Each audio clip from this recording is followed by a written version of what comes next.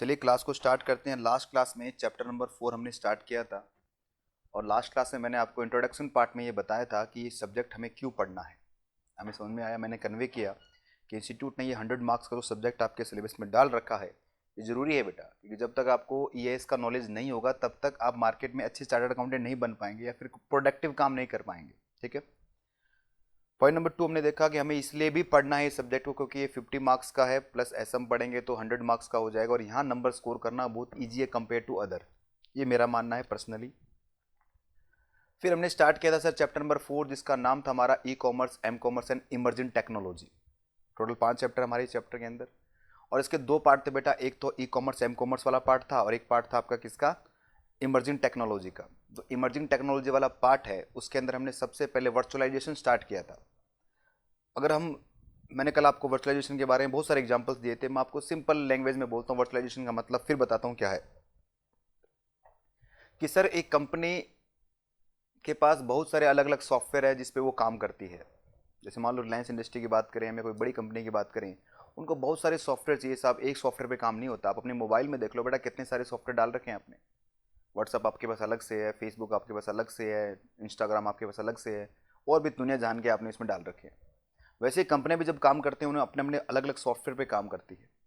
तो कुछ सॉफ्टवेयर होते हैं जो लिनक्स पे चलते हैं, कुछ सॉफ्टवेयर होते हैं जो यूनिक्स पे चलते हैं, कुछ सॉफ्टवेयर होता है जो एंड्रॉयड पे चलता है, कुछ सॉफ्टवेयर होता है जो आपका आईओएस पे चलता है, कुछ सॉफ्टवेयर होता है जो विंडो पे चलता है। सर ये आपने कौन से नाम लिए? सर ये सब सब बेटा ऑपरेटिंग सिस्टम के नाम लिए मैंने। सर ये ऑपरेटिंग सिस्टम क्या है बेटा? किसी भी हार्डवेयर को फंक्शनिंग करवाने के लिए जो भी आपने प्रोग्राम तैयार कर रखा है उसे हम ऑपरेटिंग सिस्टम कह रहे हैं। आपके सिलेबस में हम देखेंगे वहाँ पर पूरा डिटेल के अंदर चैप्टर 3 के अंदर कितने टाइप के ऑपरेटिंग सिस्टम है, किस तरह से काम होता है। पर फिलहाल कि सर अलग अलग सॉफ्टवेयर का अलग अलग नेचर है बेटा। कोई सॉफ्टवेयर बढ़िया तरीके से चलता है विंडो पर वो नहीं चल पाता आईओएस पर, है सब। जैसे मैं बात करता हूँ सर टैली की, तो टैली जो है वो विंडो पे चलता है, बहुत स्मूथली चलता है, पर टैली नहीं चल पाता किसके ऊपर? आईओएस पे नहीं चल पाता। जो एप्पल कंपनी का जो सिस्टम है बेटा, ऑपरेटिंग सिस्टम से आईओएस बोलते हैं, उस पर टैली नहीं चल पाएगा। तो कुछ सॉफ्टवेयर जो टैली पे चलते हैं, कुछ सॉफ्टवेयर जो आईओएस पे चलते हैं, कुछ सॉफ्टवेयर जो आपके लिनक्स पे चलते हैं, कुछ सॉफ्टवेयर विंडो पे चलते हैं, कुछ एंड्रॉयड पे चलते हैं, ब्लैकबेरी पे चलते हैं, सब ऑपरेटिंग सिस्टम है बेटा। तो अब एक कंपनी को अलग अलग सिस्टम लाके उनमें अलग अलग ऑपरेटिंग सिस्टम डालें, इससे बढ़िया क्या करे कंपनी? अपने ही हार्ड डिस्क को क्या करेगी? अपने ही सिस्टम को क्या करेगी बेटा? वो अलग अलग टुकड़ों में तोड़ देगी। ये लो, इसके लॉजिकल टुकड़े बना देगी। तो एक फिजिकल सर्वर को इसने लॉजिकल सर्वर में कन्वर्ट कर दिया और अब इन सभी अलग अलग टुकड़ों पर इन्होंने अलग अलग क्या डाल दिया? ओएस डाल दिया। अब जो सॉफ्टवेयर इस पे चलते हैं इस पे चला लो, जो इस पे चलते हैं वो इस पे चला लो। मतलब कि सब एक के ही आपने वर्चुअल करके 4 टुकड़े कर दिए। इसका उल्टा भी होता है बेटा। अलग आपके पास अलग अलग 3 हार्ड डिस्क है, इनको जोड़कर आप एक भी बना सकते हैं। इसे भी क्या बोलते हैं? वर्चुअलाइजेशन ही बोलते हैं। ठीक है। तो कल हमने इसकी बात की थी, तो आइए आज इसको पढ़ना स्टार्ट करें हम। और कुछ पॉइंट्स इसमें पढ़ने हैं तो उन सभी को आज हम कवर करेंगे। यहाँ पर बहुत ही आसान सा टॉपिक है बेटा, और क्या क्या रट्टा मारना आपको बताता रहूँगा साथ साथ में, और कैसे रट्टा मारना वो भी हम बात करेंगे। और सबसे पहले आप निकाल लीजिए बच्चों, डिजिटल पेमेंट के बाद आएगा हमारा इमर्जेंट टेक्नोलॉजी और उसमें आएगा हमारा वर्चुअलाइजेशन। कंसेप्ट हमारा हो गया था कल क्लास के अंदर पूरा। अब हम पढ़ रहे हैं application area of virtualization. Application area का मतलब होता है टाइप ऑफ वर्चुअलाइजेशन। लिख लो बेटा, टाइप ऑफ वर्चुअलाइजेशन। ये टाइप की बात हो रही है यहाँ पर कि वर्चुअलाइजेशन कितने टाइप का होता है। अभी जो मैंने आपको समझाया वो सर्वर का वर्चुअलाइजेशन था। सॉरी, एक मिनट रुकिए। टाइप नहीं बेटा, ये नहीं, पहले ये पढ़ते हैं। ये है टाइप ऑफ वर्चुअलाइजेशन। आओ बेटा इस पे आओ। टाइप ऑफ वर्चुअलाइजेशन दे रखा है आपके सिलेबस में, ठीक है। आओ बेटा, तो अभी जो हम पढ़ रहे थे बेटा वो हार्डवेयर का ही वर्चुअलाइजेशन पढ़ रहे थे हम। जो आप पेज नंबर जो भी आपका 58 नंबर पेज पर जो आप देख रहे हैं, कॉमन टाइप ऑफ वर्चुअलाइजेशन में सबसे पहला टाइप कौन सा? हार्डवेयर का वर्चुअलाइजेशन। कि आपके पास एक हार्ड डिस्क है, जहाँ पे आपके पास एक हार्डवेयर है जिसके आपने टुकड़े कर दिए, और अलग अलग हार्डवेयर क्या कर रहे हैं बेटा? अलग अलग आइडेंटिटी से फंक्शनिंग कर रहे हैं। सब ऐसा लगता है अलग अलग है, पर वो एक्चुअली में अलग अलग नहीं है, वो एक ही है। तो ये पहला टाइप है वर्चुअलाइजेशन का, इसे बोलते हैं हम हार्डवेयर का वर्चुअलाइजेशन। बिल्कुल सिंपल है बेटा, और सिंपल के हिसाब से आपको हम पढ़ना भी है। ज़्यादा इसमें डिटेल में नहीं घुसना, मैं आपको डायग्राम दिखाऊं और कहूँ सा ये देखो ये भी हो सकता है, नहीं बेटा, एग्जाम पॉइंट ऑफ व्यू से पढ़ना है हमें, और जितना नॉलेज होना चाहिए उतना मैं आपको दूंगा इसमें, ठीक है। बढ़ते हैं। Hardware virtualization. हार्डवेयर वर्चुअलाइजेशन और platform virtualization refer to the creation of a virtual machines that act like real computer with operating system. तो अभी जो एग्जांपल मैंने दिया था आपको वो हार्डवेयर वर्चुअलाइजेशन का एग्जांपल था बेटा, ठीक है। Software executed on this virtual machines is separated from the underlying the hardware resources. मतलब क्या होता है बेटा कि ये जो आपका हार्डवेयर है, इस हार्डवेयर के ऊपर क्या होता है, एक VMware, ये बेटा एक सॉफ्टवेयर है VMware। VMware नाम का एक सॉफ्टवेयर चलाया जाता है, और ये सॉफ्टवेयर क्या करता है, ये सॉफ्टवेयर इस हार्ड डिस्क को पार्टीशन करने में काम करता है बेटा। अब आपके दिमाग में चल रहा होगा सर हमारे कंप्यूटर में, नहीं बेटा देखो, छोटी बात नहीं कर रहा मैं, बड़ी बड़ी कंपनीज की बात कर रहा हूं मैं, जहां पर मेन फ्रेम कंप्यूटर्स लगते हैं। भाई छोटा मोटा कंप्यूटर लगता होगा, भाई 25,000 30,000 कंप्यूटर लगता होगा, तो अब क्यों ऐसे फालतू के अंदर उस पर VMware परचेज कर रहे हो आप, जो खुद लाखों में आता है, क्यों आप इतना पंगा करो। यहाँ पंगे किस बात के हो रहे हैं, जो बहुत बड़े बड़े सॉफ्टवेयर है बेटा, हम उनकी बात कर रहे हैं, जिनके सर्वर, जैसे हम बात करते हैं IRCTC का नाम सुना होगा आपने, IRCTC जो इंडियन रेलवेज वाला है। मैं इतने बड़े बड़े मेन फ्रेम कंप्यूटर्स की बात कर रहा हूँ, जो बहुत बड़े बड़े कंप्यूटर्स हैं, उनको परचेज करना बहुत महंगा पड़ता है। तो इसका बीच का रास्ता क्या निकाला, बीच का रास्ता निकाला कि सर एक काम कीजिए, आप उसके हार्डवेयर को आप क्या कर दो, टुकड़ में बांट दो आप, ठीक है सर। तो उसको ऊपर एक VMware सॉफ्टवेयर रन करते हैं, और ये सॉफ्टवेयर क्या करता है बेटा, उस हार्डवेयर के टुकड़े कर देता है, और टुकड़े करने के बाद इजीली आप क्या कर सकते हो, उसके ऊपर अलग अलग ऑपरेटिंग सिस्टम चला सकते हो, और ऑपरेटिंग सिस्टम चलाने के बाद में जो भी आपको एप्लीकेशन जिस भी ऑपरेटिंग सिस्टम में चाहिए उस पर काम करना स्टार्ट कर देगी। This enable to the user to run different operating system on the same machine simultaneously. एक ही मशीन पर आप अलग अलग ऑपरेटिंग सिस्टम चला सकते हो। For example, computer that running Microsoft Window host and virtual machine that look like a computer with the Linux operating system based on software can be run for the virtual machine। देखो क्या लिखा है इसने, लिखा तो घुमा के, पर सिंपल ये बोल रहे हैं कि सर कुछ ऐसी एप्लीकेशंस हैं जो किस पे चलते हैं, लिनक्स पे चलते हैं। सर ये लिनक्स क्या है बेटा, ये भी एक ऑपरेटिंग सिस्टम है। बड़े बड़े जो, जैसे आपने नाम सुना होगा ERP सिस्टम का, है ना, ERP सिस्टम जो होते हैं, या जो बैंक वगैरह जो होते हैं बेटा, बैंक क्या करता है बेटा, उनका ERP खुद का ERP होता है। ERP क्या होता है, चैप्टर नंबर 5 में बताऊंगा आपको मैं। तो बहुत बड़े बड़े सॉफ्टवेयर है बेटा ERP, मतलब मानो बहुत बड़े बड़े सॉफ्टवेयर। जैसे हम बात करें वोडाफोन का अपना कितना बड़ा सॉफ्टवेयर होगा इनका, IRCTC का कितना बड़ा सॉफ्टवेयर है, या फिर हम बात करते हैं स्टॉक एक्सचेंज में कितने बड़े बड़े सॉफ्टवेयर है बेटा, ठीक है ना। ये ERP पे काम करते हैं, रियल टाइम पर ये काम हो रहा है। तो इस तरह के सॉफ्टवेयर चलाने के लिए बहुत बड़ा एप्लीकेशन सिस्टम चाहिए आपको, मतलब ऑपरेटिंग सिस्टम चाहिए, उसे क्या नाम है, लिनक्स का नाम दिया गया है, ठीक है। ये बड़े बड़े सॉफ्टवेयर ये चलाता है लिनक्स, ठीक है सर। तो ये कह रहे हैं कि सर आपको मान लीजिए कि सर किसी विंडो वाले होस्ट मशीन पर आपको लिनक्स चलाना है, तो चला सकते हैं आप क्या करेंगे, VMware लगाएंगे और उस मशीन के दो टुकड़े करेंगे, एक पर विंडो चलाएंगे, एक पर क्या चलाना स्टार्ट कर दोगे आप, लिनक्स चलाना स्टार्ट कर दोगे, ठीक है। द बेसिक, अब ये जो है ना कहानी, ये वाली कहानी, ये जो हम अभी पढ़ रहे हैं, ये कोई काम की नहीं है बच्चा, इसको आप छोड़ सकते हो, ठीक है। देखो साथ साथ में हमें ये भी देखना है एग्जाम में कितना लिखना है। तो हम टाइप में सबसे पहला टाइप हार्डवेयर पढ़ रहे हैं। हार्डवेयर का मतलब क्या, 2 लाइन में जो ऊपर लिखा हो वही काम का है बेटा, बाकी तो ये सब क्या है, इन्होंने एक्स्ट्रा नॉलेज दे रखा है। फिर पढ़ लेते हैं क्या लिखा हो, आपको समझ में आएगा सारा का सारा, आपको एग्जाम में नहीं लिखना है इसको। The basic idea of hardware virtualization is to be consolidated many small physical server into the large physical server. मतलब छोटे छोटे को एक बड़ा बनाना भी होता है। The processor can be use for the more efficiently and the software can create the virtual machine on the host hardware is called hypervisor और virtual machine manager। अब ये hypervisor क्या है सर, देखो ये जो आपकी मशीन है बेटा, जिसको आप टुकड़े बना रहे हैं आप, मैंने क्या बोला कि ये टुकड़ा क्या बनेगा, VMware नाम का एक सॉफ्टवेयर है, इस सॉफ्टवेयर के थ्रू बनेगा ये। तो इस सॉफ्टवेयर के थ्रू जो टुकड़े करने का जो भी आपका प्रोसेस होता है, इस सॉफ्टवेयर के थ्रू जो टुकड़े करने का प्रोसेस होता है, उसको कंट्रोल करने के लिए आपको क्या करना चाहिए, आपको हाइपरवाइजर चाहिएगा बेटा, जो उस वर्चुअल मशीन को कंट्रोल करेगा। देखो ना, सोच के देखिए कि आपने एक हार्डवेयर के 4 टुकड़े कर दिए, अलग अलग हार्डवेयर आपस में मर्ज ना हो, इसके लिए कोई बीच में एक बंदा तो चाहिए ना जो इनको रोक सके, उसको क्या नाम दिया गया बेटा, हाइपरवाइजर नाम दे दिया गया, बस इतना ही है। द हाइपरवाइजर कंट्रोल क्या करेगा, the processor, memory and other component of the allowing the, किसको अलाउ करेगा बेटा, ये allowing the several different operating system to the run of the same machine without the need of the source code. किसी source code की जरूरत नहीं है उसको, क्योंकि हाइपरवाइजर खुद इतना सक्षम होता है, हाइपरवाइजर खुद इस तरह से डिजाइन किया गया है कि उसे पता है कि साहब ये वाले इधर रखना है, ये वाला इधर रखना है, कि जो रिक्वेस्ट आएगी, देखो समझिए कि मशीन तो एक ही है बेटा, इस मशीन के आपने कितने कर दिए, 4 टुकड़े कर दिए। इस पहली मशीन में ऑपरेटिंग सिस्टम 1 है, मान लो विंडो है इसमें, ठीक है। दूसरी वाली मशीन पे लिनक्स है, तीसरी मशीन पे मान लो एंड्रॉयड या फिर कोई आईओएस है, और यहां पर कुछ अदर है।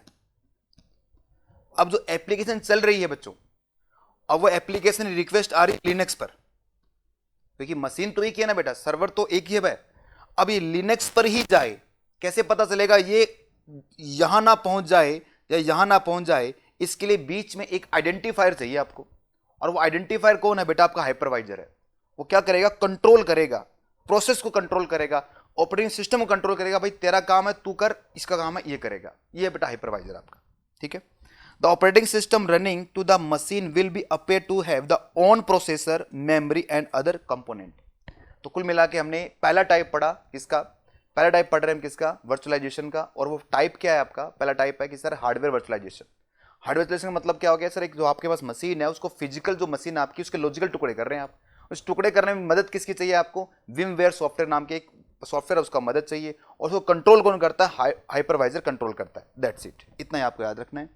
जो स्टार्टिंग के 2 पैराग्राफ बेटा सिर्फ उनको आप अंडरलाइन करके रखिए, ठीक है। ये पैराग्राफ काम का नहीं है, ठीक है, फिर ही मैंने आपको पढ़ा दिया कि इसका मतलब क्या है, ताकि आपको पता रहे। आगे बढ़ते हैं, ठीक है सर, आगे बढ़िए। बहुत आसान है बच्चा। देखिए इस चैप्टर को आप ऐसे मत देखिए कि सर इसको हम पूरा डिटेल रट्टा रट्टा नहीं मारते, रट्टा मारना है मारेंगे रट्टा, पर आपको ये भी पता होना चाहिए एग्जाम में कितना काम का और कितना लिखना है हमें, क्योंकि एमसीक्यू भी है यहाँ पर, हम पूरा मॉड्यूल पढ़ रहे हैं। मैं कोई शॉर्ट नोट्स आपको नहीं दे रहा कि सर शॉर्ट नोट से पढ़ लो, ये देखो मैं समरी बना देता हूँ, समरी से पढ़ लो, रट्टा मार लो। बेटा समरी से नंबर नहीं आते अच्छे, अगर आपको अच्छे नंबर चाहिए तो आपको मॉड्यूल पढ़ना पड़ेगा, और मैं आपको पूरा मॉड्यूल पढ़ाऊंगा। और जो काम का वो रखिए, जो काम का नहीं है उसको लिख दो बेटा, साइड में लिखते रहो कि हाँ सर ये इग्नोर कर सकते हैं हम, ये काम का नहीं है। और जितने एमसीक्यू होंगे सब निकालते रहूंगा साथ साथ में आपके साथ, ठीक है सर। पहला था हार्डवेयर वर्चुअलाइजेशन, के बाद में अब कौन सा वर्चुअलाइजेशन है, नेटवर्क वर्चुअलाइजेशन। अब समझिए बेटा नेटवर्क वर्चुअलाइजेशन का मतलब क्या है।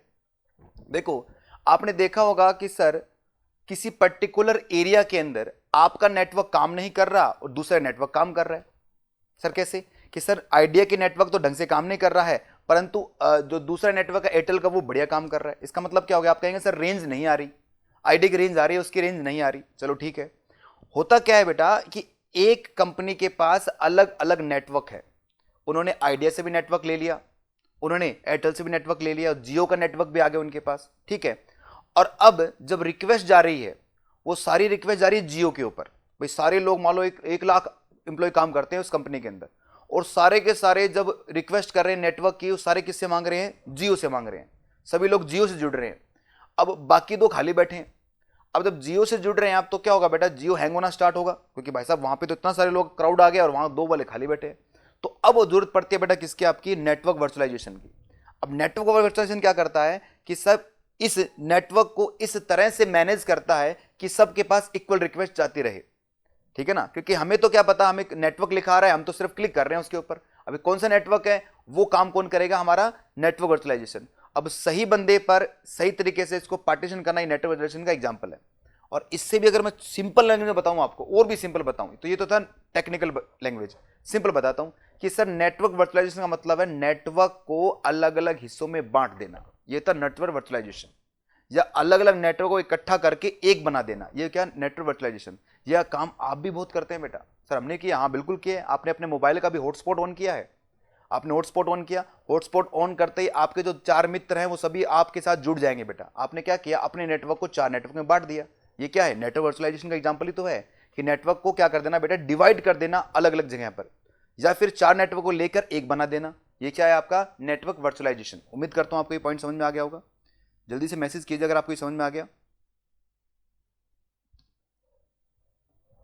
यस सर, जतिन कह रहे हैं बिल्कुल सर, आसान है, बिल्कुल आसान है बेटा, कोई मुश्किल नहीं है इसमें। अब काम का कितना कितना याद रखना है वो बात करते हैं अपन। काम का पहला पैराग्राफ है इसके अंदर भी, पहला पैराग्राफ काम का है। देखते क्या लिखा है, network virtualization is the method of combining the available resources in the network by splitting up the available bandwidth into the channel, each of which is independent from other. और क्या लिख दिया, देखो बेटा वही मेरा एग्जांपल याद करो कि सर आपके पास आपकी जो कंपनी है उसमें अलग अलग नेटवर्क है। यहां पर आइडिया का नेटवर्क है, यहां पर आपका जियो का नेटवर्क है, यहां पर आपका एयरटेल का नेटवर्क है, ठीक है। अब इन सभी के नेटवर्क हैं, 1 लाख एम्प्लॉय आपके यहां पर काम कर रहे हैं। अब सभी लोग किससे मांग रहे हैं, आइडिया के पास रिक्वेस्ट कर रहे हैं। तो ये नेटवर्क वर्चुअलाइजेशन क्या करेगा बेटा, इस रिक्वेस्ट को अलग अलग जगह क्या करेगा, फॉरवर्ड कर देगा। इसे हम क्या बोलेंगे, नेटवर्क वर्चुअलाइजेशन। फिर पढ़ते हैं, network virtualization is the method of combining of available resources in the network by splitting up, तोड़ देगा the available bandwidth into the channel, each of which independent from other and each of which can be assign और reassign to the particular server और device in the real time. Real time पे क्या करेगा, assign करेगा, reassign करेगा बेटा। ये क्या होगा आपका network virtualization. This allowed to large physical network to the provision into the multiple smaller logical networks and conversely allowed to the multiple physical land to the combine into the large logical network। बेटा यही काम का यहाँ तक। This behavior allowed to administrator to the improve the network traffic control। तो अगर network traffic control को आपको सही करना है, अभी बताया मैंने आपको ट्रैफिक ज्यादा हो रहा है किसी पर्टिकुलर नेटवर्क पर, तो उसके लिए क्या चाहिए आपको, उसके लिए आपको नेटवर्क वर्चुअलाइजेशन करना चाहिए। Enterprises and security, enterprise security का मतलब क्या है कि सर देखिए बहुत बार क्या होता है कि सर देखो ये मेरी कंपनी, आपने सुना होगा सर कंपनियों के डेटा हैक हो जाते हैं, हैकर्स आ जाते हैं। ये हैकर्स क्या होते हैं हम बात करेंगे मेरे चैप्टर में 3 के अंदर। पर सुनिए कि सर ये कंपनी रिलायंस इंडस्ट्री और इनके पास जियो का नेटवर्क लगा हुआ है, ठीक है, और इनके पास एयरटेल का नेटवर्क भी है, और इनके पास बेटा एक आइडिया का नेटवर्क भी है। 3 नेटवर्क है इनके पास, ठीक है। अब रिलायंस इंडस्ट्री क्या करेगी, नेटवर्क को सिक्योर करना है तो रिलायंस क्या करेगी बेटा, इन सभी के ऊपर सिक्योरिटी लगाएगी। तो सभी पे सिक्योरिटी लगाएगी तो खर्चा बहुत ज्यादा आएगा। तो क्या होता है बेटा, इन सभी को कंबाइंड किया जाता है वर्चुअलाइजेशन के थ्रू, सबको जोड़ दिया, और जोड़ने के बाद में फिर एक पर क्या लगा दोगे आप, सिक्योरिटी लगा दोगे। इससे आपका खर्चा बिल्कुल कम हो जाएगा, मतलब 3 गुना खर्चा होना था वो 1 गुना ही होगा। और इससे क्या होगा बेटा, सारा नेटवर्क क्या हो जाएगा, सिक्योर हो जाएगा। इसलिए क्या लिखा है यहाँ पर, इसमें लिखा कि sir this behavior allowed to administrator in the improve the network traffic control, enterprises and security। The network virtualization involve the platform virtualization and combined with the resource virtualization। तो इनका रिसोर्सेज है। काम की बात बेटा पहला ही पैराग्राफ है और आपको वही लिखना है एग्जाम के अंदर, ठीक है बच्चों। यस सर, ठीक है सर, इतना ही है, इतना ही आपको याद रखना है। आगे बता रखा है इन्होंने अगले पैराग्राफ में कि नेटवर्क वर्चुअलाइजेशन में कैसे कैसे आप इक्विपमेंट कौन कौन से यूज करते हो, ठीक है ना। ये टेक्निकल बातें हैं, फिर भी देख लेते हैं क्या क्या इक्विपमेंट यूज होते हैं साहब। Various equipment and software vendor offer to network virtualization combined of the network hardware and switches and network interface card। अभी क्या बोल रहे हैं कि सर अगर आपको नेटवर्क वर्चुअलाइजेशन करना है ना तो क्या क्या करना पड़ेगा। भाई हमें तो ये पता है सर, नेटवर्क वर्चुअलाइजेशन का मतलब है नेटवर्क को क्या करना, सिक्योर करना। नेटवर्क को क्या करना बेटा, लोगों में बांट देना, या बहुत सारे नेटवर्क को इकट्ठा कर देना, उसे हम क्या बोल रहे हैं, नेटवर्क वर्चुअलाइजेशन बोल रहे हैं। अब नेटवर्क वर्चुअलाइजेशन हम क्यों यूज कर रहे हैं बेटा, ताकि आपका नेटवर्क स्मूथ चलता रहे, नेटवर्क हैंग ना हो और सबको बराबर बराबर सबको मिलता रहे। तो ये कैसे करेंगे सर, है ना, ये कैसे होता होगा। तो ये कह रहे हैं सर इसके लिए कुछ इक्विपमेंट चाहिए आपको। और कौन कौन से इक्विपमेंट है साहब, इक्विपमेंट है आपके कि आपको नेटवर्क के हार्डवेयर चाहिए, देखोगे आपने वो बड़े बड़े डब्बे लगे होते हैं इसमें लाइटें जलती रहती हैं बेटा।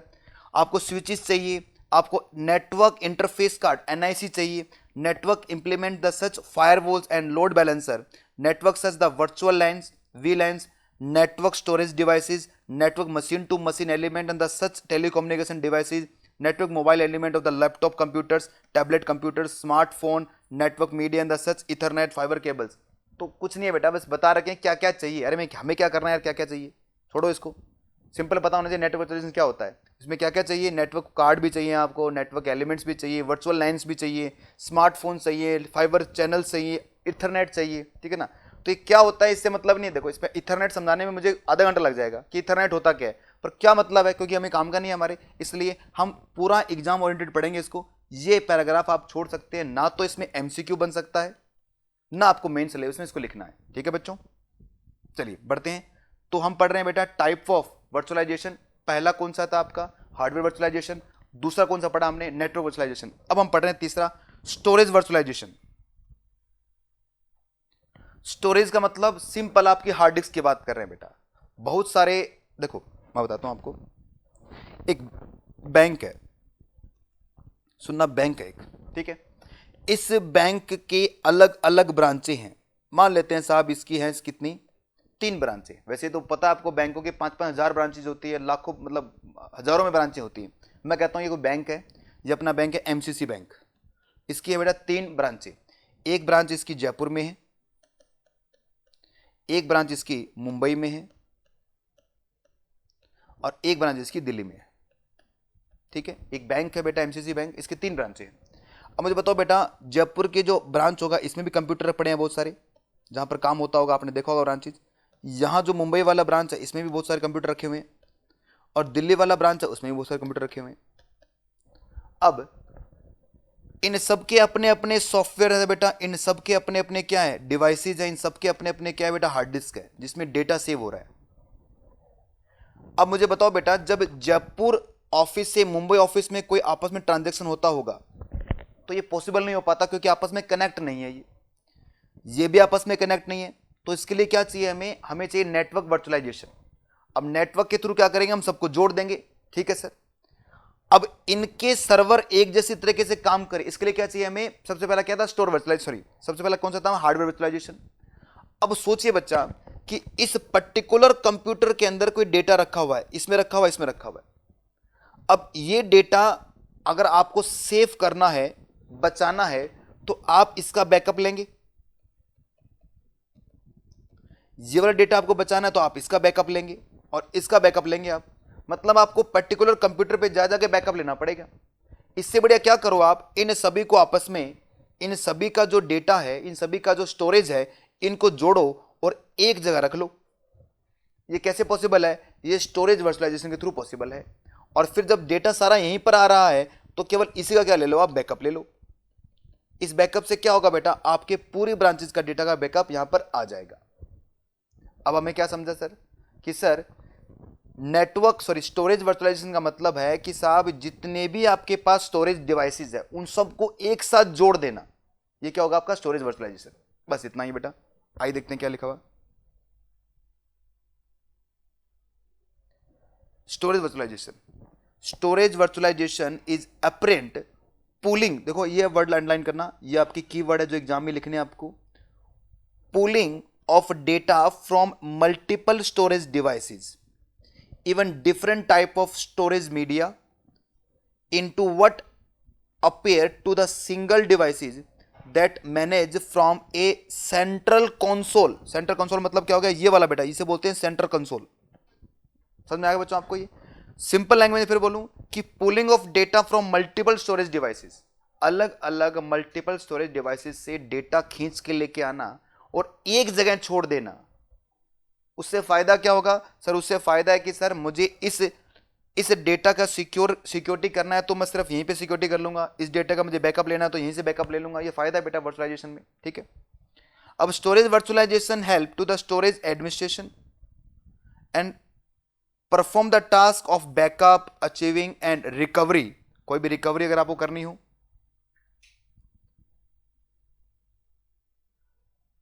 सर प्लीज एक बार बताना कि ये वाला कहां तक है बेटा, पलक बेटा बता दिया था मैंने शायद। ठीक है, देखो आगे, आगे बढ़ते हैं। मोर इजीली बैकअप लेना आसान हो जाएगा आपके लिए, and less time actual complexity of the storage area network, and administrator can be the implement the virtualization in the software applications by using the hardware and software hybrid appliances, the server connected to the storage system। तो ये सब बातें काम की नहीं है। काम की बात कितनी थी बेटा, मैं फिर अंडरलाइन करता हूँ, जो आपको याद रखना है, जो पढ़ना है एग्जाम पॉइंट ऑफ व्यू से, यहाँ से स्टार्ट करेंगे आप। Storage virtualization is the apparent pooling of data from multiple storage devices, even different type of storage devices, into किसमें what appear to the single devices that is managed from the central console। बस यहाँ तक, यही है काम का इतना सा जो एग्जाम में आपको लिख के आना है, कि अलग अलग स्टोरेज डिवाइसेस से डेटा उठाओगे और इन सबको इकट्ठा करके एक सेंट्रल कंसोल में डाल दोगे। जो आपका सेंट्रल कंसोल है उसमें डाल दोगे, उसे आप क्या कह दोगे, स्टोरेज वर्चुअलाइजेशन कह दोगे। ताकि बेनिफिट क्या हो, ताकि आप बैकअप ले सकें, आप रिकवरी आसानी से कर सके, कोई फाइल को अचीव करना वो आप कर पाएं। ठीक है बच्चों, बताओ क्या आपको यहां तक बात समझ में आई? क्या तीनों टाइप आपको समझ में आई वर्चुअलाइजेशन के? एग्जाम के अंदर बेटा ये क्वेश्चन 2 बार आ चुका है एग्जाम के अंदर। यस सर, 2 बार आ चुका है टाइप ऑफ वर्चुअलाइजेशन के ऊपर, और मुझे नहीं लगता कि अब ये क्वेश्चन आए तो आप नंबर छोड़ पाओगे। बिल्कुल लेके जाना बेटा, सिंपल सी बातें हैं साहब। ये क्वेश्चन जो आएगा ये 4 मार्क्स का आएगा। 4 मार्क्स में पहले पहले नंबर का आपको अगर लेना है तो आपको वर्चुअलाइजेशन का मीनिंग बताना पड़ेगा। दूसरा नंबर मतलब बाकी जो 3 नंबर आपको चाहिए तो उसको आप तीनों टाइप बताने पड़ेंगे आपको। पहला टाइप कौन सा है? पहला हार्डवेयर वर्चुअलाइजेशन, दूसरा कौन सा है सर नेटवर्क वर्चुअलाइजेशन, और तीसरा कौन सा है स्टोरेज वर्चुअलाइजेशन। ठीक है, हार्डवेयर नेटवर्क और स्टोरेज, हार्डवेयर नेटवर्क और स्टोरेज। ठीक है बच्चों, हाँ सर समझ में आया। आगे बढ़ते हैं, अब पढ़ते हैं सर इसके एप्लीकेशन एरिया कहाँ है। सर ये एप्लीकेशन एरिया क्या होता है? आओ बच्चों, जो ऊपर मैंने छुड़वाया था, मतलब मैंने कहा बाद में देखेंगे इसको, ये है बेटा इसकी एप्लीकेशन एरिया ऑफ वर्चुअलाइजेशन। इसको मैं सिंपल लिखूं बेटा कि सर ये जो वर्चुअलाइजेशन है ना, ये यूज कहाँ होता है, कहाँ यूज करने के लिए वर्चुअलाइजेशन चाहिए आपको। मैंने पहले आपको टाइप क्यों पढ़ाया? इसलिए पढ़ाया ताकि यूज आपको आसानी समझ में आए। अब मुझे बताओ किस लिए आपको वर्चुअलाइजेशन चाहिए? तो आप कहेंगे सर अलग अलग सर्वर को इकट्ठा करने के लिए चाहिए, आप कहेंगे सर अलग अलग नेटवर्क को इकट्ठा करने के लिए चाहिए, आप कहेंगे कि सर मान लीजिए कुछ बैकअप आपको लेना है उसके लिए आपको चाहिए। तो वर्चुअलाइजेशन का जो एरिया बता रखा है कि सर कौन कौन सा वो एरिया है जहां पर इसे यूज कर सकते हैं आप। वैसे तो हमारी बुक के अंदर इन्होंने 4 बातें लिखी है, ठीक है, इसके अलावा भी बहुत सारे एरिया लिख सकते हैं, अपने बात कर सकते हैं अगर आपको वर्चुअलाइजेशन समझ में आ गया तो। फिर भी हमें तो हमारी बुक के हिसाब से चलना है बेटा, और बुक ही पढ़ना है। तो सबसे पहले बताया कि सर इसका यूज कहां कहां किया जा सकता है। मोस्ट प्रोबेबली सबसे पहले सर्वर कंसोलिडेशन के अंदर। सर्वर कंसोलिडेशन का मतलब क्या है सर? अलग अलग सर्वर को इकट्ठा करके आप एक बना दोगे, या एक सर्वर के आप 4 टुकड़े कर दोगे। दोनों ही केस क्या होते हैं वर्चुअलाइजेशन में आते हैं बेटा, ठीक है ना। तो यहां पर किसके बात कर रहा है? ये अलग अलग सर्वर को एक बना देना, ठीक है ना। जैसे बैंक्स के कितने सारे सर्वर हैं, कितने सारे बैंक खुले हुए हैं बेटा, कितने सारी एटीएम मशीन जुड़ी हुई है, इन सबको इकट्ठा करके इन्होंने एक सर्वर बना दिया, उसे हम क्या बोलेंगे? Server consolidation. Virtual machine are used to be the consolidated many physical server into fewer server, which is termed the host virtual machine. The each physical server is reflect as a virtual machine, जिसे guest बोलेंगे हम, और virtual machine the host system. मतलब बता रखा है कि एक बड़े सिस्टम को हम छोटे छोटे सिस्टम को जोड़कर बनाएंगे। इस बड़े सिस्टम को नाम क्या दिया गया बेटा? इसको नाम दिया गया है होस्ट वर्चुअल मशीन। ये आपकी होस्ट वर्चुअल मशीन है।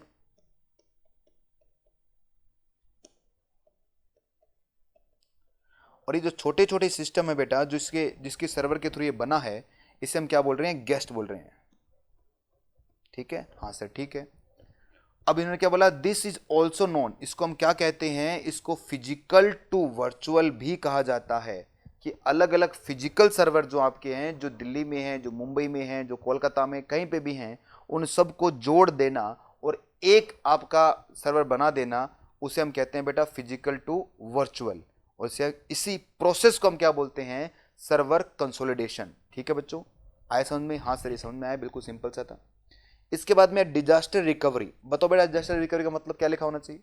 मैंने अभी आपको बताया था एग्जांपल स्टोरेज वर्चुअलाइजेशन का, कि सर आप अलग अलग स्टोरेज डिवाइस को इकट्ठा कर लेंगे और वहां पर क्या करोगे आप? वहां पर आप उसका बैकअप ले पाओगे।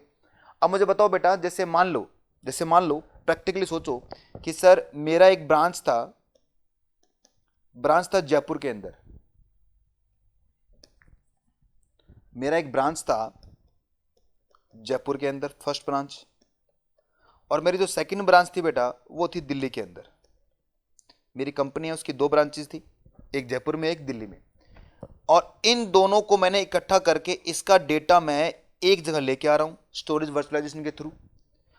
अचानक एक दिन हुआ क्या? दिल्ली वाली ब्रांच में आग लग गई और इसका सारा डेटा लॉस्ट हो गया। डेटा लॉस्ट, क्योंकि इनके पास कंप्यूटर में जो डेटा रखा हुआ है। अब मुझे बताओ बेटा, इस आपदा में, इस डिजास्टर में अगर मुझे डेटा की रिकवरी करनी होगी तो मैं क्या यहां से डेटा रिकवर कर सकता हूं क्या? Yes sir. पर ये कब पॉसिबल हो पाया? जब मैंने क्या किया? स्टोरेज वर्चुअलाइजेशन कंप्लीट किया। तो इसका दूसरा यूज कहां है? अब देखो जैसे बैंक है, आज बैंक के पास सबसे बड़ी चीज क्या है? उसका सॉफ्टवेयर। ये बेटा आज हम मोबाइल में देखते हैं कि मेरे पास मेरे अकाउंट में इतना सारा बैलेंस रखा हुआ है, 5,000, 10,000, 2 लाख, 5 लाख रुपए, हम खुश हो जाते हैं बेटा देख के। वो एक डिजिट ही तो है। प्रैक्टिकली सोचिए बेटा, मैंने अपना आईडी पासवर्ड डाला और मेरी बैंक की वेबसाइट खुली और वहां पर बताया कि सर आपके अकाउंट में है 1 लाख रुपया, ठीक है ना। वो मुझे क्या दिख रहा है? एक सॉफ्टवेयर में दिख रहा है कि 1 लाख लिप पर रखा हुआ है, मैं खुश हूं बेटा। अचानक थोड़ी देर बाद में ये पैसा हो जाता है 0। एरर आ गया मशीन में, जीरो हो गया। अब मुझे बताओ बेटा, मैं बोलता हूँ सर अभी तो मैं 1 लाख था, अभी जीरो कर दिया आपने। तो बैंक वाले बोलते हैं एरर हो गया साहब, हमें पता नहीं तो एरर हो गया। अरे एरर क्या हो गया, मेरी जिंदगी भर की कमाई आप जीरो कर रहे हो आप। तो मुझे बताओ बेटा, क्या सॉफ्टवेयर आप लाइटली ले सकते हो क्या बैंक के मामले में? नहीं सर, क्योंकि लोगों की पूरी जीवन की गाड़ी कमाई वहां रखी हुई है, कैसे आप उसको लाइटली ले सकते हो? तो इस केस के अंदर जो बैंक होते हैं बेटा, वो अपने जितना भी डेटा इनका इनका मल्टीपल बैकअप्स रखते हैं बेटा, अलग अलग जगह पर बैकअप रखना पड़ता है इनको, क्योंकि हो सकता है किसी पर्टिकुलर बैंक में आग लग जाए। तो आग लग जाए तो क्या मेरे जो कस्टमर के जो डेटा था वो सारे लॉस्ट हो जाएंगे क्या? नहीं सर, उसका मल्टीपल बैकअप होता है। तो उस जब प्रॉब्लम आएगी तो उस समय अपने डेटा को रिकवर करना वो किस में आएगा? डिजास्टर रिकवरी में आएगा। ठीक है sir. The virtual machine can be use, कहां यूज करोगे बेटा? Hot stand by environment. Hot stand by का मतलब क्या हो गया सर? एक ऐसी जगह अपनी मशीन रखी हुई है जहां पर पूरा का पूरा इंडिया, मतलब पूरा का पूरे ब्रांचेस का डेटा वहां पर जा रहा है। वो मशीन खुद कोई काम नहीं कर रही, सिर्फ वो उस डेटा को रिकवर करना या फिर डेटा को स्टोर करना है काम कर रही है। Physical production server and the change the classical server backup and restore philosophy. And क्या लिखा है यहां पर? by providing the backup image can be boot in the live virtual machine capable to taking the over workload for the production server experience of the outage। अब आप कहेंगे sir इतना hard language लिखी हुई है, सिंपल लैंग्वेज लिख सकते हैं? बिल्कुल लिख सकते हो बेटा, सिंपल लैंग्वेज लिख सकते हो कि कहां यूज करोगे आप वर्चुअलाइजेशन को? दूसरा एरिया कौन सा आपका? डेटा रिकवरी के अंदर, कि जो भी आपने बैकअप रखा हुआ है उस बैकअप को आप इजिली रिकवर कर सकते हो। कहां से? आप वर्चुअलाइजेशन के थ्रू। ये आपका दूसरा एरिया है। ठीक है सर, आइए आगे बढ़ते हैं थर्ड एरिया की तरफ, टेस्टिंग और ट्रेनिंग। अब मुझे मान लो ट्रेनिंग लेना है या टेस्टिंग करवाना है, तो अलग अलग जगह पे जाके टेस्टिंग ना करूं, अलग अलग जगह पे जाके ट्रेनिंग ना लूं, इससे बढ़िया क्या करूं? सभी सर्वर को जोड़ दूं, सभी स्टोरेज को जोड़ दूं, सभी हार्डवेयर को जोड़ दूं और एक जगह ट्रेनिंग दे दूं या एक जगह करूं टेस्टिंग कर दूं। प्रैक्टिकली सोचो बेटा, आज इतने सारे स्टूडेंट जुड़े हैं मुझसे और ये वर्चुअलाइजेशन जो चल रहा है कि मैं आपके सामने हूं पर आपके सामने फिजिकल नहीं हूं, वर्चुअल हूं आपके सामने में। ठीक है। अब इतने सारे बच्चों से मैं बात कर पा रहा हूं या मेरी बात कह पा रहा हूं, सभी मेरे बच्चे सुन पा रहे हैं मेरी बात। अब मुझे मान लीजिए, अगर मान लीजिए मुझे ट्रेनिंग देनी होती, मैं एक ट्रेनर होता। अब ऐसे सोचो बेटा, आप सभी मेरे कंपनी का एम्प्लॉय हो और मैं आपको ट्रेनिंग देने वाला हूं। तो अब अगर ये वर्चुअलाइजेशन नहीं होता तो मैं क्या करता? सबके पास अलग अलग जाता, वहां पर जाकर ट्रेनिंग देता। अब मैं क्या कर रहा हूं? यहाँ बैठा बैठा सबको बोलूंगा कि भाई साहब ये देखो, इसमें ये चीजें, इसमें ये चीजें, सबको समझ में आ जाएगा। और सब अलग अलग लोकेशन पे है, कोई दिल्ली में, कोई मुंबई में, कोई कहां पर, और सब मेरी बात सुन पाएंगे। ये सब कैसे पॉसिबल बेटा? वर्चुअलाइजेशन के थ्रू ही तो पॉसिबल है। तो यहां पर क्या लिखा कि sir virtualization can give root access to virtual machine and this can be very useful such of the kernel development. Kernel development का होता है जब जब बेटा सॉफ्टवेयर बनता है ना, सॉफ्टवेयर हम सॉफ्टवेयर बनाते हैं, जो भी इंजीनियर सॉफ्टवेयर बनाता है उसमें क्या होता है? फेजेस में डेवलपमेंट होता है। जैसे मान लो जैसे आपका व्हाट्सअप बना होगा, तो क्या व्हाट्सअप एक दिन बना दिया पूरा? नहीं साहब, उसके पीछे अलग अलग स्टेज होते हैं बेटा। पहले उसको डिजाइन किया आपने, फिर उसकी कोडिंग की, फिर उसमें कलर डाले आपने, तो अलग अलग करके फिर डिजाइन करके फिर बना बेटा आपका व्हाट्सअप। तो ये जो अलग अलग स्टेज के अंदर ही काम होता है, जैसे अपना मकान बनाते हैं ना बेटा, मकान में पहले नीचे की नींव डलती है, फिर उसके बाद में पिलर खड़े होते हैं, फिर बाद में छत डलती है, फिर पिलर खड़े होते हैं, फिर छत डलती है। तो ये क्या अलग अलग स्टेज में काम हो रहा है। तो जैसे सॉफ्टवेयर बनता है ना, सॉफ्टवेयर भी अलग अलग स्टेज में काम होता है, तो उससे बोलते हैं kernel development and operating system courses. ठीक है। तो जब कर्नल डेवलपमेंट करना हो या ऑपरेटिंग सिस्टम के कोर्सेज वगैरह करवाना हो, तो वहां पर आपको ट्रेनिंग या फिर टेस्टिंग की जरूरत पड़ती है।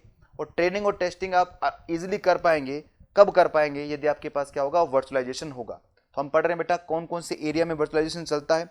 सबसे पहला एरिया मैंने क्या बताया कि सर सबसे पहले कि सर्वर का कंसोलिडेशन में आपका वर्चुअलाइजेशन चलता है। ठीक है ना, सर्वर का कंसोलिडेशन में वर्चुअलाइजेशन चलता है आपका। दूसरा था डेटा, जो आपका डिजास्टर रिकवरी, उसमें वर्चुअलाइजेशन हो सकता है आपका। और तीसरा केस कौन सा था बेटा? टेस्टिंग एंड ट्रेनिंग वाला केस। ठीक है, आगे बढ़ें। यस सर, आगे बढ़ते हैं। Portable application, a portable application are needed to when running an application from removal drive. Removal drive कौन सी होती है बेटा? पेन ड्राइव की बात कर रहे हैं, पेन ड्राइव देख लो। Without installing on the system machine in hard drive. Virtualization can be used for the escalate in the application with the redirection layer and store the temporary files, window, registry, entry and other information in the application installation directory and not within the system permanent file system। Sir ये क्या बोल गया? सोचिए, देखो बेटा, आपने देखा होगा जब भी आप किसी कंप्यूटर के अंदर अपनी पेन ड्राइव को लगाते हैं तो वहां पर एक मैसेज खुल के आता है बेटा सामने कि पेन ड्राइव को आपका जो डेटा है वो आपको दिख जाएगा। फिर आप कंप्यूटर से कोई डेटा उठाते हैं और इस पेन ड्राइव में डाल लेते हैं और वापस निकाल के घर ले जाते हैं, ये तो करते हैं। अब मुझे बताओ बेटा कि जब आपने पेन ड्राइव लगाई होगी तो कंप्यूटर को पता चल जाता है कि साहब कोई ना कोई चीज़ मेरे अंदर लगी है ना, और उसके बाद मशीन क्या करते हैं, ऑपरेटिंग सिस्टम में एक मैसेज डालता है कि साहब इसको ओपन कर रहा हो तो आप इसे ओपन कर लो। अब ये सब काम, ये पोर्टेबल एप्लीकेशन किसके थ्रू चलती है, वर्चुअलाइजेशन के थ्रू चलती है बेटा। कि जब भी कोई रिमूवेबल डिस्क लगेगी आपके हार्डवेयर में तो उसे डिटेक्ट करना, उसे रीड करना, ये काम भी किसका होगा, वर्चुअलाइजेशन के थ्रू। किसका होगा बेटा, ये आपके सर्वर का ही रहेगा। ठीक है, फिर समझिए पोर्टेबल एप्लीकेशन का मतलब क्या है कि सर कि एक मशीन है, उस मशीन में अगर आपने कोई पेन ड्राइव लगाई है या फिर आपने कोई भी रिमूवेबल डिस्क उसमें लगाई है या निकाली है, तो उसका जो मैसेज निकल के आएगा कि साहब ये सही है या नहीं है, ये कैसे पता चलेगा आपको, ये पोर्टेबल एप्लीकेशन के थ्रू ही पता चल पाएगा। ठीक है बच्चों, आगे बढ़ते हैं। और लास्ट हमारा पोर्टेबल वर्क स्पेस। जैसे पोर्टेबल मशीन्स होती है वैसे आपके क्या होते हैं, पोर्टेबल वर्क स्पेस होते हैं। जैसे आपका आईपॉड हो गया या यूएसबी मेमोरी स्टिक्स हो गई बेटा, है ना। जैसे अब ये पेन है बेटा, ये पेन भी तो क्या है, पोर्टेबल वर्क स्पेस पे काम कर रहा है, वो वाली बात है यहाँ पर। Recent technology have to the virtualization to create the portable work space on the device like iPods हो गए बेटा, आईपोड्स पे आप लिख सकते हो या फिर कोई स्पेस बना सकते हो। जैसे आई क्लाउड हो गया आपका, वो क्या है आपका पोर्टेबल वर्क स्पेस है, या यूएसबी मेमोरी स्टिक्स। देखो मैं आपको एग्जांपल देता हूँ लाइव। देखो हमारी बुक में क्या थोड़ा सा लिखा हुआ, पर मैं चाहता हूँ इतना ही आप याद रखो, फिर भी ये पता होना चाहिए आपको है क्या। आपने देखा होगा कि जब आप अपना मोबाइल ऑन करते हैं तो उसमें आप जीमेल डाल सकते हैं, जीमेल डाला आपने, या फिर जिन बच्चों के पास आईफोन है उनके पास आई क्लाउड चलता है बेटा, ठीक है ना। आई क्लाउड में आपने डेटा रख सकते हो आप। अब आपके पास ऑप्शन है, या तो आप अपने डेटा को अपने मोबाइल स्टोरेज में रखिए या आप आई क्लाउड में रख लीजिए, ठीक है ना। तो ये जो आजकल का नया सिस्टम चला है बेटा, अपना सारा डेटा कहाँ होता है, क्लाउड पे होता है। आपके जितने फ़ोन नंबर है सब क्लाउड पे रहेंगे, आपके जितने फोटोज हैं सब क्लाउड पे रहेंगे। और क्लाउड का मतलब क्या है सर, एक ऐसी जगह है जहां पर अपने डेटा को आपने सुरक्षित रख दिया है और कभी भी उसे एक्सेस कर पाओगे आप। तो ये जो एक्सेस करना, वहां पर डेटा रखना और वहां से डेटा लेके आना, ये काम भी किसके थ्रू होता है बेटा, वर्चुअलाइजेशन के थ्रू ही होता है। इसे हम बोलते हैं पोर्टेबल वर्क स्पेस।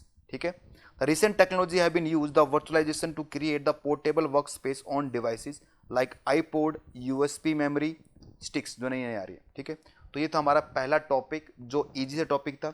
एग्जाम में सर क्वेश्चन क्या आएंगे, एग्जाम में फ्लैट क्वेश्चन है, और फ्लैट क्वेश्चन कौन सा बेटा, टाइप ऑफ वर्चुअलाइजेशन और एप्लीकेशन एरिया, या फिर कह सकते हैं यूज ऑफ वर्चुअलाइजेशन कहाँ कहाँ हो सकता है। टाइप कितने बेटा, टाइप इसके 3 है, मेरे साथ रिवाइज करो बेटा, आंखें बंद कर रिवाइज करते रहो क्योंकि इसको रट्टा मारना पड़ेगा। टाइप कितने हैं, पहला है हार्डवेयर वर्चुअलाइजेशन, दूसरा कौन सा है बेटा, नेटवर्क वर्चुअलाइजेशन, और तीसरा कौन सा है, स्टोरेज वर्चुअलाइजेशन। और यदि हम बात करें इसको यूज कहाँ कहाँ करते हो आप, तो पहले कहाँ यूज करोगे आप, सर्वर को जोड़ने में यूज कर सकते हो। दूसरा, अगर मान लो डिजास्टर हो गया तो उसकी रिकवरी में यूज कर सकते हो। तीसरे में क्या बताया मैंने अभी आपको, तीसरे मैंने बताया कि सर अगर कोई ट्रेनिंग या फिर कोई भी टेस्टिंग करना है आपको, जब सॉफ्टवेयर बन रहा है उस समय भी आप क्या कर सकते हो, एक साथ सभी को ट्रेनिंग दे सकते हो। किसके थ्रू हो सकता है पॉसिबल, ये वर्चुअलाइजेशन के थ्रू। और पोर्टेबल एप्लीकेशन या पोर्टेबल वर्क स्पेस में भी क्या होता है बेटा, आपका वर्चुअलाइजेशन काम करेगा। तो ये पहला टॉपिक था हमारा, जो वैसे ज़्यादा समय नहीं लगना चाहिए था मुझे, फिर भी मैंने पहला क्लास था, आराम से मैंने इसको पढ़ाया। ठीक है, तो आइए बढ़ते हैं इसके बाद हमारे सेकेंड पॉइंट की तरफ।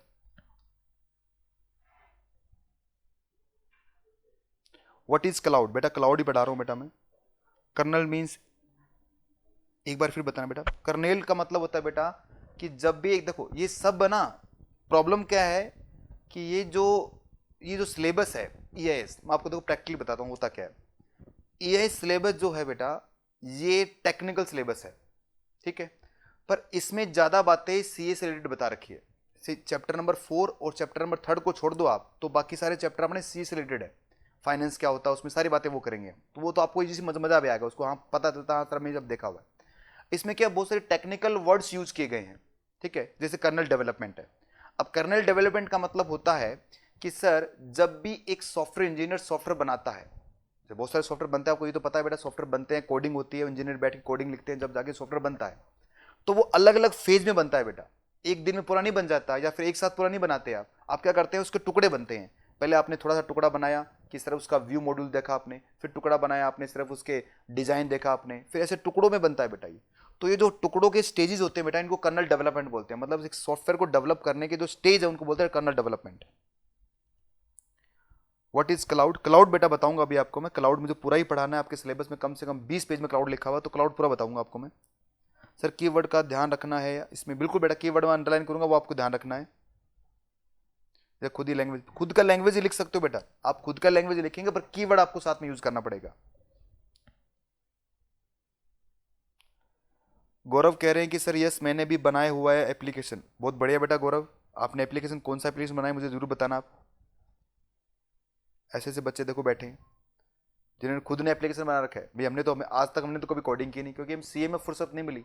अब आप कह रहे हैं सर हम ये सब्जेक्ट आप कैसे पढ़ा रहे हो। देखो बेटा ये सब्जेक्ट इतना ईजी है, एक चैलेंजिंग सब्जेक्ट है ये। टैक्सेशन, अकाउंट्स, ऑडिटिंग ये सब है अपनी जगह, चलेंगे बेटा, मजा भी आएगा उनमें आपको। पर ये सब्जेक्ट एक अलग सब्जेक्ट है जिसमें बहुत सारी नॉलेज मिलने वाली है हमें, इसलिए हम पढ़ते हैं। लूडो गेम बहुत बढ़िया बेटा। आगे बढ़ते हैं। अब हम सेकंड टॉपिक हम स्टार्ट कर रहे हैं हमारा। और अभी आप ग्रिड कंप्यूटिंग नहीं पढ़ेंगे, हम ग्रिड कंप्यूटिंग थोड़ा सा टाइम लगा के पढ़ेंगे अभी हम। ग्रिड कंप्यूटिंग आप एक काम कीजिए, जल्दी से पेज नंबर आइए और आप पहले पढ़ेंगे BYOD, ठीक है ना। BYOD पे आओ बेटा, ब्रिंग यूर ऑन डिवाइस। छोटा सा टॉपिक है, जल्दी से पूरा हो जाएगा, इसलिए पहले उस पर आ जाओ। और ये आपका है पेज नंबर, बताना जल्दी से पेज नंबर कौन सा है BYOD का।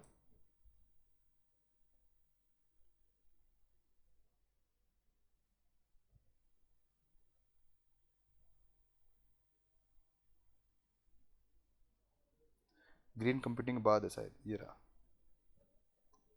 BYOD। BYOD bring you're on device. देखो बेटा मैं आपके सामने एक सिंपल सी बात करता हूं, बहुत कुछ लिखा हुआ है पर अब प्रैक्टिकली सोचिए होता क्या होता हो।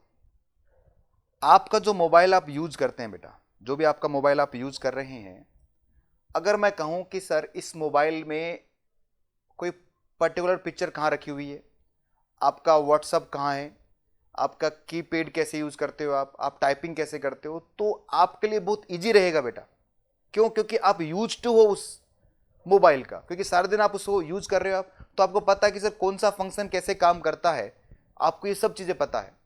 आप इवन यहां तक है कि रात में उठेंगे ना तब भी आप इसको बिना आंखें खोले आप बता सकते हैं कि सर इसमें क्या चीज ऑन रह गया और क्या चीज ऑफ रह गया, क्योंकि पूरा दिन इसको यूज कर रहे हैं। ठीक है, इसी तरह कंपनी भी सोचती है। कंपनी कहती है कि सर कि मेरे जितने भी एम्प्लॉयज हैं मेरे यहाँ पर काम करते हैं, उन सबको मुझे कंप्यूटर प्रोवाइड करवाना पड़ता है। ठीक है, पहली बात है, ठीक है प्रोवाइड करवाया, फिर वो काम करते हैं और फिर वो घर चले जाते हैं। घर पे जाके अपने डिवाइसेज को यूज़ कर रहे हैं, उनके पास खुद के डिवाइसेज है, चाहे वो स्मार्टफोन्स हो, चाहे वो टैबलेट्स हो, चाहे वो आपके लैपटॉप्स हो। तो कंपनी क्या करती है, क्योंकि अब कंपनी ने अगर मान लीजिए सभी लोगों को कंप्यूटर दे रखे हैं, तो इतने सारे कंप्यूटर के लिए सबसे पहले तो इनको इतना सारा खर्चा करना पड़ेगा। पहली बात तो ये है। दूसरी बात, उसे मेंटेन करना पड़ेगा। तीसरी बात कि सर उस पर काम करना एम्प्लॉय के लिए थोड़ी सी मजबूरी सी लगेगी। अब मुझे बताओ बेटा, अगर मान लो किसी कंप्यूटर पे जाके मैं काम कर रहा हूँ और कंप्यूटर मेरा नहीं है, तो मैं उसका इतना ध्यान भी नहीं रखूंगा, क्योंकि मुझे पता है टूट गया तो अपना थोड़ी टूट रहा है यार, कंपनी का टूट रहा है, भाड़ में जाए, अपने क्या मतलब है। तो कंपनी ने एक पॉलिसी निकाली। पॉलिसी क्या निकाली? ब्रिंग योर ऑन डिवाइस, कि जब भी आप ऑर्गेनाइजेशन में आएंगे अपनी खुद की डिवाइस लेके आएंगे। ठीक है ना, ब्रिंग योर ऑन डिवाइस, और ऑर्गेनाइजेशन के नेटवर्क से आप अटैच हो जाएंगे और फिर आप यूज करेंगे अपने डिवाइस के थ्रू। इसमें कंपनी को सबसे बड़ा फायदा क्या है साहब? पहला फायदा, कंपनी का कॉस्ट बच जाएगा। दूसरा फायदा, कंपनी का मेंटेन करना, उस डिवाइसेस को मेंटेन करना वो बच जाएगा। समझ में आ रहा आपको ये? तीसरा फायदा कंपनी का ये होगा कि सर कि जितने भी वर्कर होंगे काम करने वाले अपनी खुद की डिवाइसेस पर, उनका एफिशिएंसी रेशो बढ़ जाएगा। क्यों सर? क्योंकि अपने डिवाइसेस को यूज टू है।